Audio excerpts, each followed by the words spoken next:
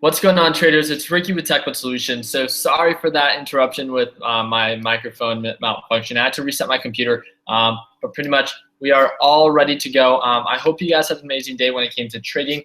Ended up having 2 trades that were green out of 1. Ended up cutting my losses on RPRI or APRI. I apologize. I ended up trading JNUG and JDST, but I pretty much shouted out everything that I was trading today. I actually thought APRI that I caught it, really good at the low support of first 117. Then I started buying as it was going up, hit highs of about originally 124, and then came back down to 118 and then held there, continued to rise. So I'll show you pretty much the whole technical analysis for that specific trade. But pretty much what these daily recaps are about is about me sharing my best practices and my mistakes for today's trading, right? That's the way that I think people can promote growth. And that's essentially what we do with TechBud Solutions. So if you guys don't know what that is, the link is provided for you down below. If you guys have ever wanted to get into trading penny stocks or stocks or investing altogether, we have both, both new and beginner traders to both very well-known and experienced traders within our group. We're sitting a little bit over 12,800 members now worldwide. So it's a large, networking group that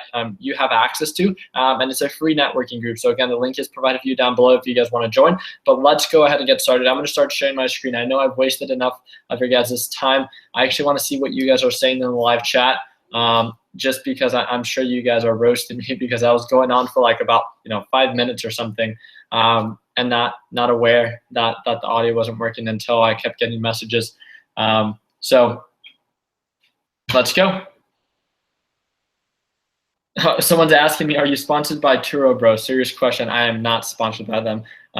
They gave me a discount on their shirts, and I bought, I believe, 2 of them. And that's really just it. I use their app from time to time to rent out my cars to people, and that's essentially how I got, in a sense, exposed to this specific company. And I think it's really, I love wearing technology shirts, and they're pretty much a software company and stuff like that. So let me go ahead and start sharing my screen again. Thank you guys again. If you guys have any questions, please wait into the last 5 minutes of this recap. I'm going to make it very quick. I'm going to be talking about my trade on APRI, JNUG, and JDST, and explain to you exactly how it went down today. Again, this is not with my $1,000 Robinhood account. I do apologize for the headliner. I'm going to have to change that. The reason why is because we're officially starting the $1,000 challenge because of all the restrictions I've been having on my Robinhood account, not until May 1st, and that's when that will officially start. So today I traded with my Fidelity account, and then I trade in $3,000 increments. That's how much I risk per trade. I ended up risking a little bit more than that on my trade with JDST, and I'll explain that whole thought process. Alrighty, so this is, oh no, it actually never actually popped up. So give me one quick second. My TD Ameritrade app ended up closing out when I, restarted my computer. So I do apologize about that, but pretty much let me go ahead and start answering some of your questions.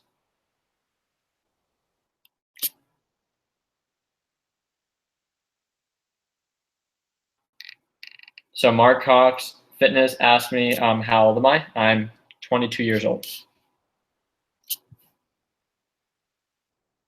Someone says I'm 54. Wow, I've never gotten that, but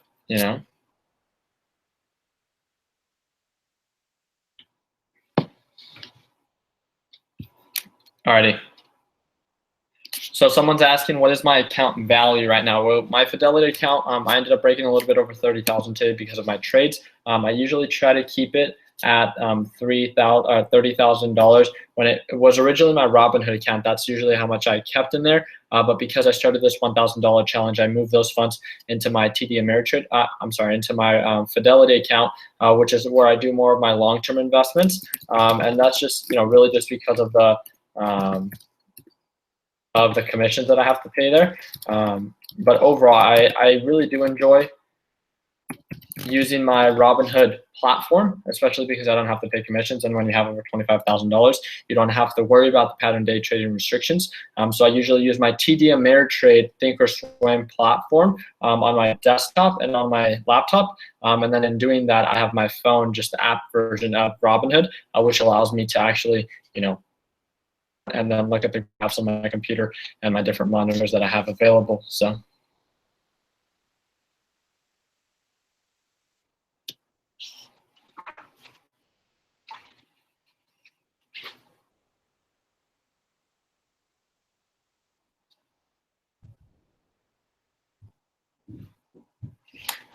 Alrighty.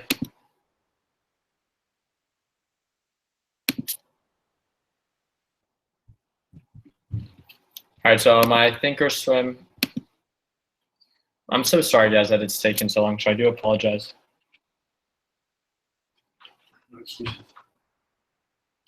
So this is actually a pretty good question. They're asking me, would you swing trade on non-penny stocks while waiting to day trade? That's something I've actually done in the past. If you guys have seen some of my trades when I was not swing trading, I did it with Verizon. And I did it with a series of companies that are valued a little bit more than $20, but I still don't like holding overnight. And again, that's just me. I feel I have more, potential for profit, and a more like when it comes down to opportunity cost. When it comes down to just day trades, when I get in and get out and lock in the profits and not have to worry about it, I don't think there's anything wrong with doing long-term trades, especially because we have a subgroup within Technical Solutions that goes into detail about that. But when it comes to swing trading, I've done it multiple times, and definitely if you're going to be extremely busy and you see a good setup when it comes to going long and it meets all your criteria again, then again, you don't have to worry about your day trades. You have something, in a sense, you're growing in the long term, but the growth isn't going to really be there. So is it worth it for me to put, $10,000,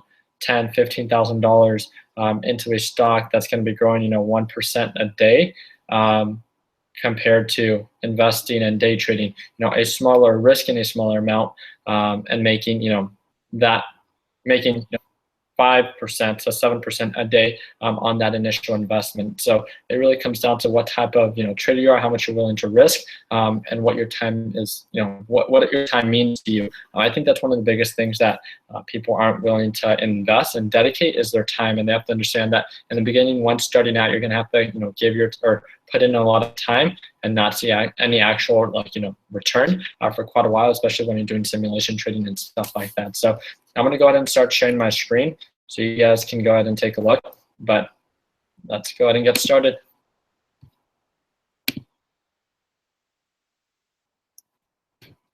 Alrighty, so this is the TD Ameritrade Thinkorswim. Pretty much, I'm going to talk about my trade on APRI first, and then the reason why I decided to jump on into this one.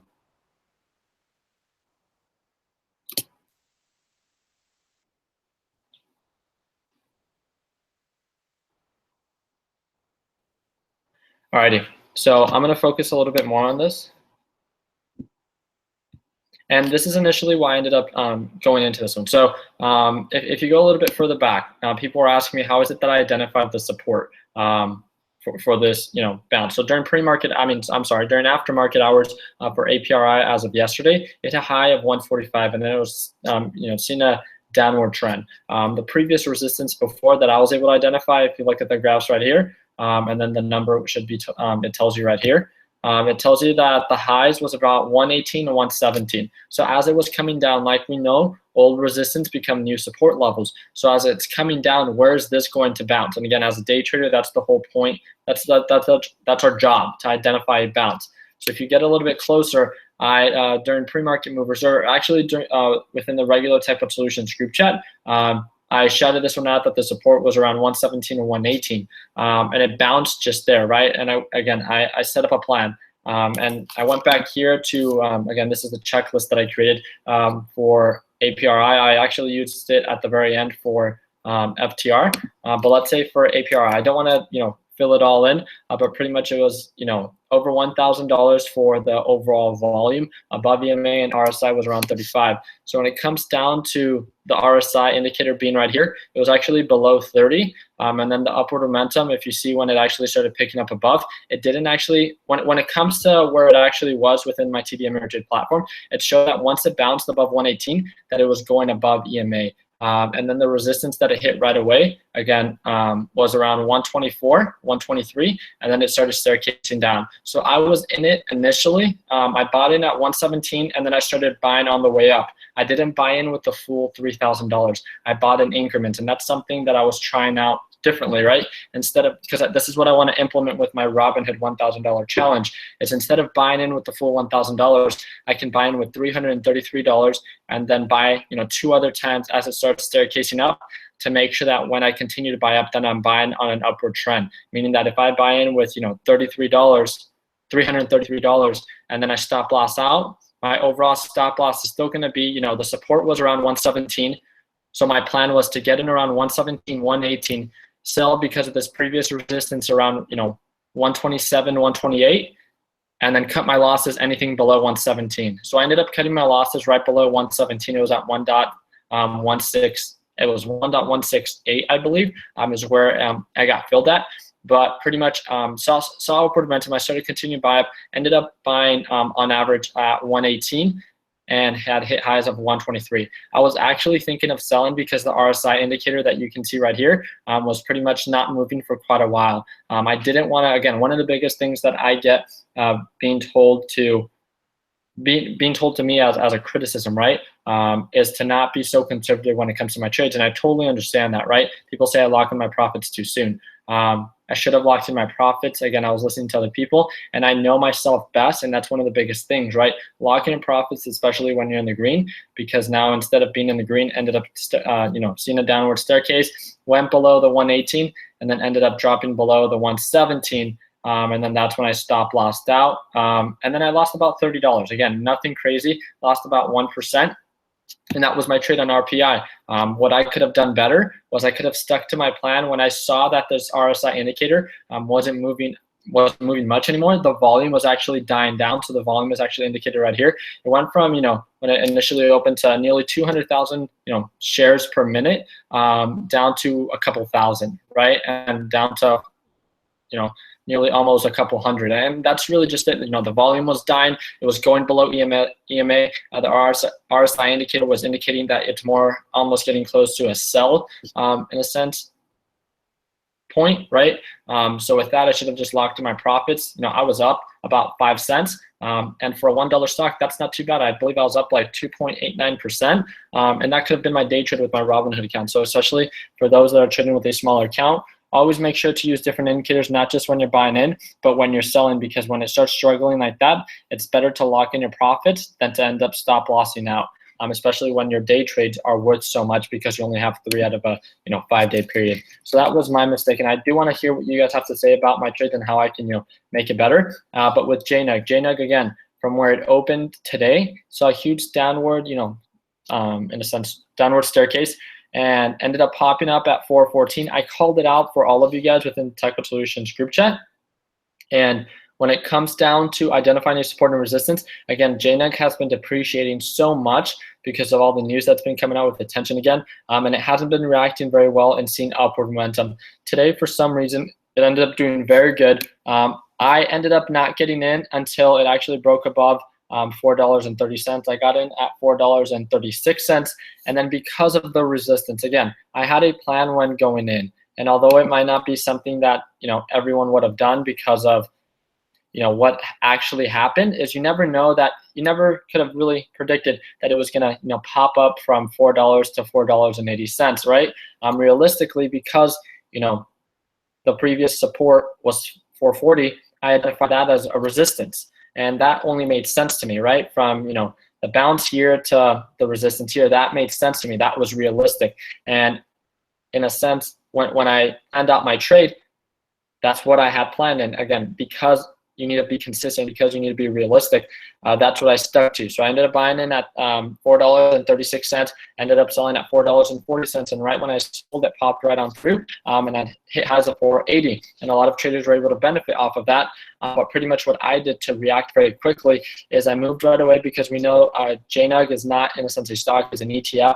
And when this one goes up, JDST goes down. So what I did was I looked at JDST right away, and this is actually when JNUG was going up. JDST went all the way down from 21.77 all the way down to about 18.75. Ended up buying in originally at 19.09. Then I ended up buying in a little bit more at 19, and then as it was going up, then that's when I bought in a third time. This is where I went in a little bit heavier, and this is when I went in with a little bit over $4,000. And pretty much what I was waiting for was that upward momentum. Instead of buying on a downward trend to try to average out to minimize my loss, I try to average up. And that's something that we've talked about, that's the best way to do it, right? And again, you don't have to mimic in the sense the way that I trade. But again, this is just me sharing my best practices. So when it bounced from this 1875 support, I ended up buying in from the 1908 was my original buy-in, and then I bought a little bit more at 915. And in doing so, I was able to, get a good amount. I got a little bit over $4,000, and then I saw the resistance at 1980. And the reason I was able to identify that resistance was because of the previous support that it had a couple days ago. But also, it went highs of about $20, and then ended up coming right back down. So let me actually zoom out a little bit so you guys could actually see. So I ended up hitting highs of about $20, started coming down, and then that's when I stop lossed out at 1980. But that stop loss was to lock in my profits because I was, so high or so much in the green. That's what made sense to me, right? I wanted to make sure I locked in my profits, but I wanted to give it some cushion that if it could make its way up all the way back up to 2177, that'd give it that opportunity. And that's really just it. Those are my 3-day trades. Ended up locking in $147 with JDST, locked in $96.60 with JNUG, and lost about $30 with APRI. So overall, really good day for what it is that how today ended up playing out. Today I was helping my girlfriend move out from her dorm, and it was pretty busy. But again, I was familiar with these specific trades. APRI, I was not familiar with that stock, but JNUG and JDST with those specific ETFs, those are definitely something that I've traded multiple times before. And I was pretty knowledgeable about the support resistance, and I had a plan every time going in. I had my stop losses set, so my risk was very minimal. And my potential was obviously a lot greater. I used the prime berry picks to calculate, in a sense, my buy-in, my sell point, my percentage risk. And again, you guys have access to that under files in the Technical Solutions Facebook platform. But pretty much, I'm going to start answering some of your guys' questions. I see something is going on. I'm sorry that I wasn't able to answer any of your questions. So they're saying, bro, chill out. So it looks like someone is...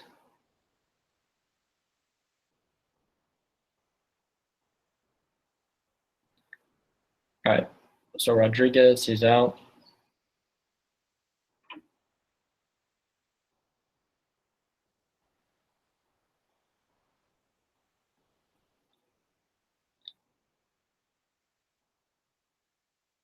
Alrighty, so I'm going to start answering some of your questions. I do apologize for all that mumbo jumbo that was going on. Again, let's focus on what we're trying to do. So that's it. So I ended up blocking him. So they're saying, Ricky, please trade live. If you guys want me to trade live, because I trade either with my Fidelity app on my phone and my Robinhood app on my phone, I do use the TD Ameritrade with Thinkorswim platform. You guys can see exactly what it is that I'm doing, but we're actually waiting until we launch the Technical Solutions platform to integrate that specific service into that platform. But again, let me know what you guys think, and I'd be more than happy to do it for you. So any idea why JDST dumped today? Not exactly. Again, I was extremely busy. All I knew was that JNUG was the exact inverse of however JDST was going to react. So when I saw when JNUG went up, pretty much what I wanted to identify was where JDST was going to bounce. And that's one of the biggest things that we've been able to identify, is that when one goes up, one goes down. And the things that the thing that you guys should know about me is that I don't chase green stocks, I chase red stocks. And the reason I do that is because I feel like they have the most margin for profit to make up. And today that ended up being right? I rode JNUG up, and then with JDST, it dropped so much that it was expected to bounce. Not always, but it was most likely going to bounce, and it did just that. I identified the support. I was patient. I started buying on an upward trend, and I just had a whole plan on where I was going to cut my losses again to minimize my risk. But I had a whole plan on where I was going to buy in as it continues to rise to increase my overall invested value, so I can sell for a little bit more. And that's really just it. So I don't know exactly why it is that it took a dump. But that's definitely something that I'm going to look into later throughout the day. So yeah.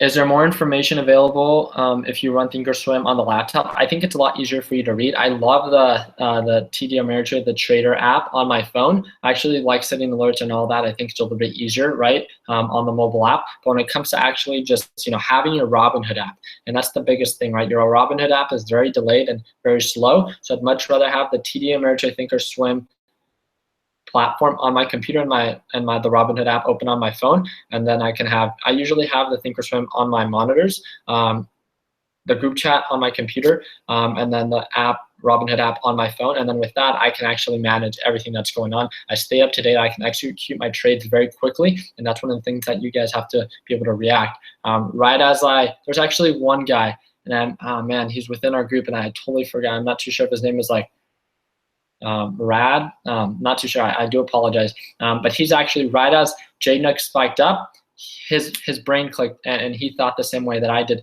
It's just like, all right, well, be ready for JDST because that has the most potential now. It's all great that you guys are writing it up for JNUG, but you guys have to react quick. And where you guys can make the most profit after JDST, it's going to peak out and then it's going to start going down. So what's going to be going up? That's JDST. So you have to be quick and be like, all right, let me set up a plan so I can jump into JDST. And I called it out. And that's essentially what I did. And today it played out just as planned. So yeah, I really like this specific layout that I have.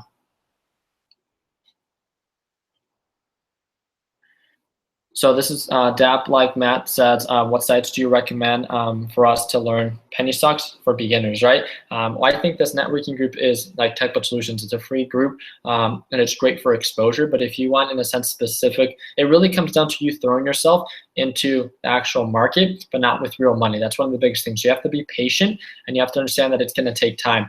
And doing paper trading and simulation trading, which is fake money, but real exposure and real knowledge, you can take what you learn from what everyone else is saying and implement it into your actual trades.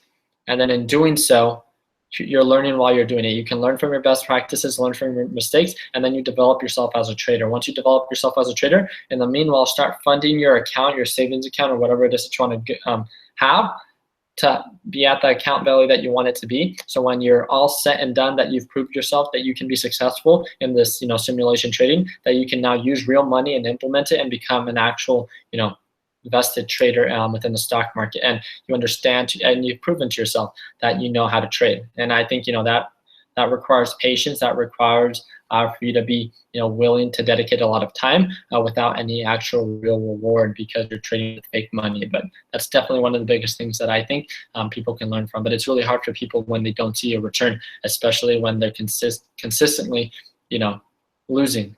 That's one of the biggest things. Learn from your mistakes and then go from there.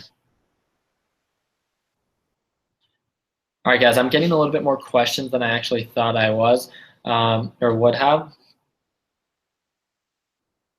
So if you have a cash account on Robinhood, does the PDT rule account to that? The PDT rule is for a margin account. So pretty much what that means is when you have a cash account, you don't have to wait about the PDT rule, but you do have to wait for, let's say you have $3,000 and you want to trade. You can't trade those $3,000, buy a stock and sell it and then use those $3,000 right away. Pretty much what you'd have to do is split it up into like, $750 increments. And then in doing that, then you can day trade, 4.5 times, I guess, within, a 5-day period. And that'd be it. So yeah, you don't have to worry about the PDT rule.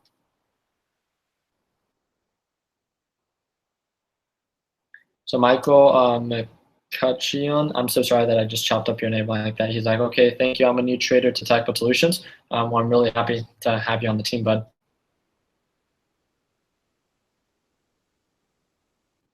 And overall, this is pretty much what I wanted to explain to you guys. So my trade with APRI, I cut my losses at 1%. And again, that's ideal, especially with this $1,000 challenge. You have to, with $1,000 to grow it to $2,000, $20,000, I apologize. So 1,000 to 20,000 at 2.33% growth per day, 3 days within your Robinhood platform out of a 5-day period.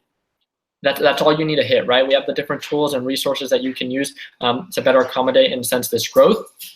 With APRI, today I saw a 1% loss. With JNUG from my trade of 436 to 440, that was 3.2% growth. And then JDST was from the 1910 to 1980. That was 3.67% growth. So overall, with the trades that I saw today, it really comes down to how you set up your plan, and you have the prime berry picks in the sense to set up your overall plan when it comes to where you buy and where you sell, where you're going to cut your losses, and then it calculates your risk. And in doing that, you, in a sense, if the risk isn't worth the reward, then you don't trade it, right? That's really the whole thing. The whole thing about this prime berry picks is to make sure you filter out any stocks that the potential really isn't there for you. So I'm really going to have to cut it there. So Casey Coleman says, when's the first ASU meetup? If you guys want to do that, again, you guys really need to reach out to me through the TechBud Solutions group chat. And in doing that, let me know what it is that you guys want me to put together. I'd be more than happy to meet all of you guys. So I'm actually late to class already, so I'm gonna have to head out. Thank you guys again so much for tuning in. If you guys have any questions, you guys know how to reach out to me. And if you guys want to be a part of TechBud Solutions, the link is provided for you down below. If you guys can subscribe, we'd greatly appreciate it. And I'm sorry that this video is so rushed. It's just that I've been running late all day because of me helping out my girlfriend. So I hope you guys enjoy the rest of your day. We'll see you guys soon. And take care. And like always, let's make sure that we end the year on a green note. Take care, guys.